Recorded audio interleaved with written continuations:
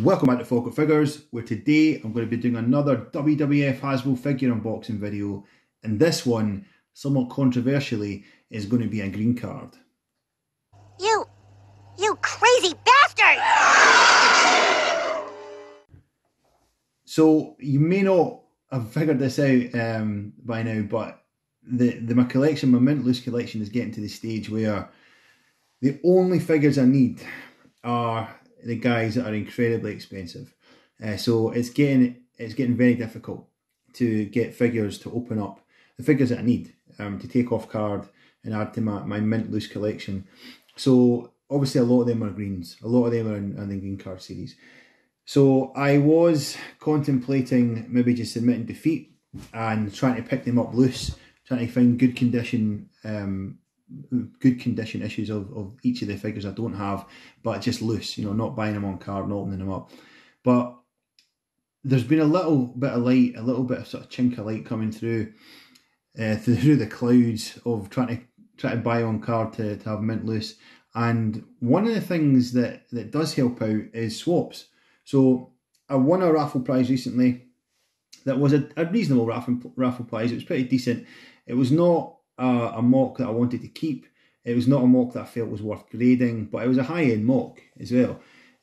So I kind of put the feelers out there and said, does anyone want a swap for this? It was obviously, it was actually the Demolition Tag Team set is what it was, but I have them loose. I opened them up previously, and I didn't really want to keep them mock. I didn't think the card was quite good enough. It wasn't like gradable condition. And I've also got the issue over, do I want tag teams? If I'm only having 5 mint on card figures, do I want tag teams in that?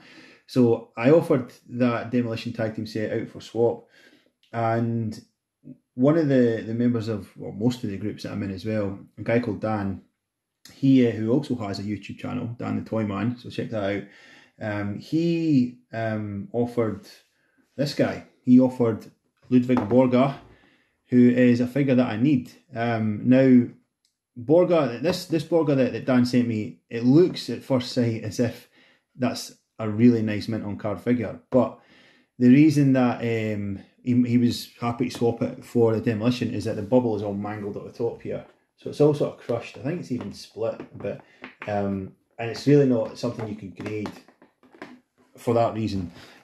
So obviously the Demolition tag set didn't, I don't know what it called, what I entered the raffle at maybe 20 quid or something like that. So reasonable price, happy to put it up for swap and get this figure, which is going to cost you the best part of 200 to, even in this condition. People still want silly money for these, but managed to get this done from a swap deal. So this is probably one of the only ways that I'm going to get the rest of the figures I need, is by trading up stuff that I win or that I come into in job lots and things like this for the figures that I need. And fortunately, it's happened here. So really happy to get Borga, but even more happy to get him out of the bubble. So let's have a look.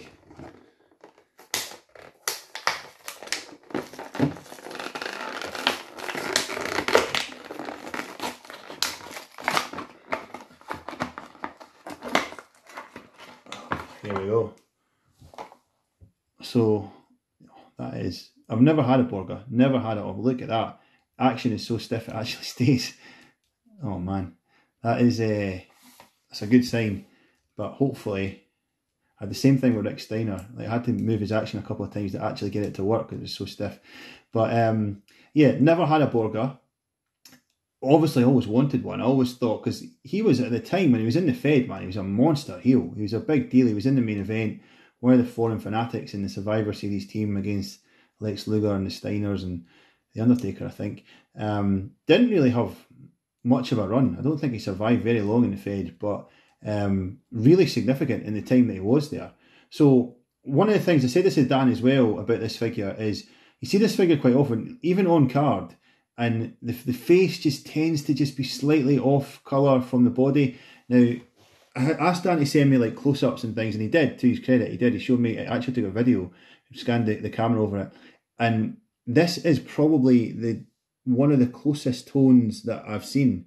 I mean, it's not perfect. I think it's because they use different plastic for the head compared to the body or something, but it does tend to go like just sun fade really easy for some reason. I don't know why. So it's difficult to get a Borga that has, even ones that are on card, to get that doesn't have the ghost face, the face that changes colour. But this one's pretty close. This one is more or less like a kind of 9 out of 10 for a head that matches the body, and that's really all I'm looking for. I think that's as close as you can get. But this guy, even though as a figure, I mean, if you look at the legs, he's wearing boots. I'm going to have to stop the video because the postman's at the door. Yeah, so bad news is the postman interrupted my video there, but good news is it was a Hasbro he was delivering, so there'll be another video coming soon based on that one. But yeah, what I was saying was, I believe this is Hulk Hogan's lower half that Borga has. I think it's Sid's top half. But yeah, this is Hulk Hogan, so you can look at his boots there. Like, they go all the way up his legs and onto his shin bones, and it's just sort of painted over, which is common. And when it got to this stage of the Hasbro line, they just kind of stopped caring, I suppose. The Smoking Guns are the same issue. They just have their jeans sort of painted on over Jake Snake's boots, which is a bit disappointing. But in terms of like how significant this is in the Hasbro line, how significant this is in that era of WWF, absolutely delighted to have this figure.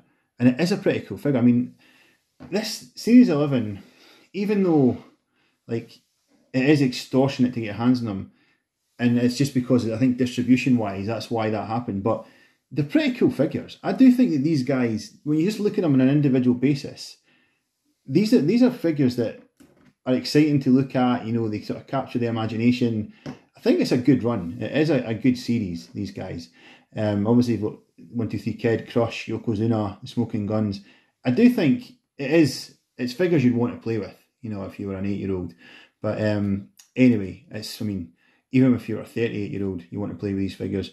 But delighted to have them. Delighted to have another green off card. Hopefully, I mean, it's going to be a tall order, but hopefully the same thing might happen again, and I can maybe get one of the Smoking Guns or Yoko or Crush. I don't think I'm ever going to get 1, 2, 3 Kid. I think 1, 2, 3 Kid and Dusty Rhodes are figures I'm never going to be able to take off card. I mean, this 1, 2, 3 Kid is now worth probably double what I paid for it, and I've only had him for maybe about 1.5 years, 2 years or something. It's probably worth more than double what I paid for it now, and just because I just cannot justify taking him off card. I mean, still as a loose figure, he's worth several £100s, but I just couldn't justify taking him out of the bubble, particularly a bubble that's in such a nice, and a card that's in such nice condition as that one, and just almost like immediately throwing away 500 or 600 quid like that. So yeah, I mean, I'm crazy, but I'm not that crazy. So, but hopefully the other guys in the series might come up through raffle wins, through job lots, through swaps, something like that, and I might be able to add some more of the green cards to my loose collection. But even if I don't, then getting this far, having Bomb and Borga loose, mint loose, is awesome. I love that, and I'm absolutely delighted to have them. And just having Sean Waltman in the background there on his card just kind of sets it off. So anyway, spot on, awesome. Hopefully you enjoyed that. If you did, please like, comment, share, subscribe. Check out Dan the Toy Man, Dan Ratcliffe's channel. Subscribe to that as well. Stay safe. We'll speak soon.